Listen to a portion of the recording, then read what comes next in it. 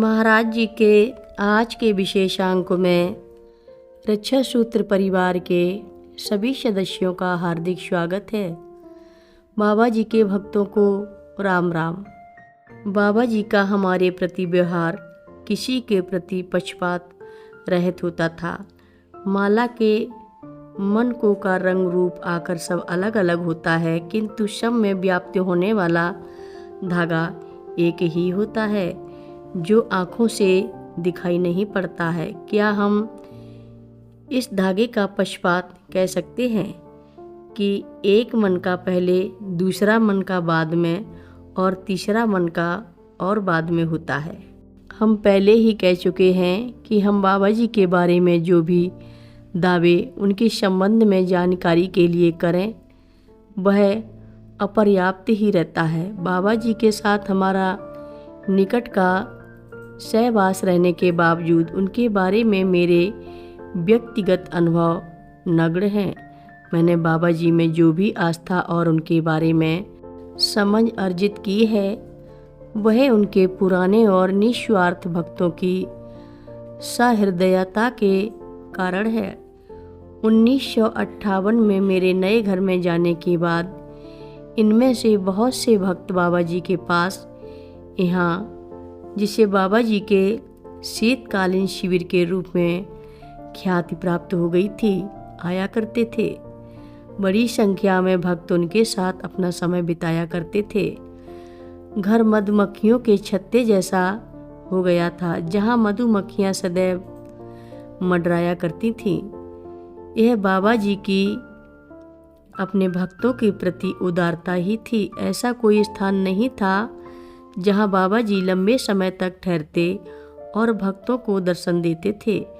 उस समय तो कैंची और वृंदावन में आश्रम नहीं थे जहाँ भक्तों को दर्शन प्राप्त होता। भक्तगण मेरे लिए तो नए होते थे, किंतु वे परस्पर परिचित और बाबा जी से भी परिचित होते थे। इनमें वे भक्त थे जिन्हें प्रथम बैच का कहा जा सकता है। ये भक्त अपने गुरु के प्रति अपनी आस्था और समर्पण भाव के लिए प्रसिद्ध प्राप्त थे। उनके हृदय में बाबा जी के प्रति भक्त और प्रेम भरा हुआ था। इन्हीं व्यक्तियों से मैंने प्रथम पाठ सीखा और इन्हीं से बाबा जी के प्रति भक्ति और प्रेम का भाव मेरे हृदय में उदय हुआ। उन भक्तों के प्रति दुराव या कंजूसी का भाव होने का कोई कारण नहीं था और मैंने उनकी उदारता और खुलेपन का पूर्ण लाभ उठाया। भाई तुलाराम और जीवन दोनों नैनीताल से आए और प्रारंभ में बाबा जी से किसी प्रकार का संबंध रखने के विरुद्ध थे।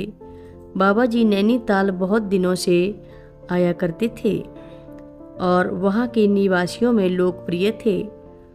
उनके अनेक संबंधियों ने उन्हें तुलाराम और जीवन को बाबा जी के पास ले जाने के लिए बहुत प्रयत्न किए, किंतु असफल रहे।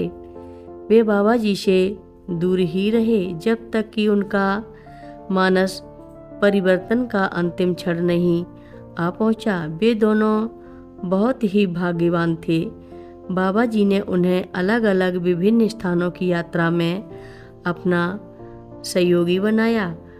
बाबा जी आजीवन यात्रा ही करते रहे। आश्रमों के बन जाने के बाद भी उन्हें आश्रम में रोक नहीं पाए। संत जीवन के बारे में जो कुछ कहा गया है वे सारे गुण वर्तमान थे। यह एक यात्रा थी एकांत से एकांत तक की। तुलाराम का मानस परिवर्तन उसके जीवन के अंतिम दिनों में ही हुआ, किंतु उनका सारा समय बाबा जी के साथ यात्रा करने में ही बीता। यह किसी को दिया हुआ विलक्षण अवसर था।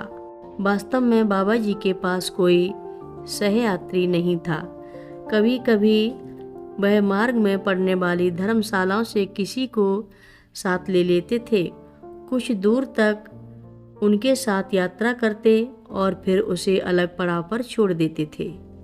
यह उनका स्वभाव था कि जो भी सहयात्री चुना जाता था उसे एक ही बार यह सौभाग्य प्राप्त होता था। दूसरे लोग उसके सौभाग्य पर ईर्ष्यालु हो उठते थे अतः हम तुलाराम के भाग्य की सराहना कर सकते हैं, जिन्होंने बाबा जी की संपूर्ण देश में यात्रा में साथ रहकर उनकी सेवा की थी। कथा लंबी है, आगे की कथा सभी भक्तों को अगले भाग में सुनाएंगे। हर रोज महाराज जी की कथाएं सुनने के लिए सभी भक्तों का धन्यवाद। महाराज जी की कथाएं सुनने के लिए रक्षा सूत्र चैनल को सब्सक्राइब करें, शेयर करें और लाइक करें। घंटी बजाना ना भूलें। कमेंट बॉक्स में लिख भेजें, जय नीव करोरी बाबा जी महाराज। सभी भक्त मिलकर बोलो, नीव करोरी बाबा जी महाराज की जय बोलो, सिद्धि माता की जय बोलो। जय श्री राम।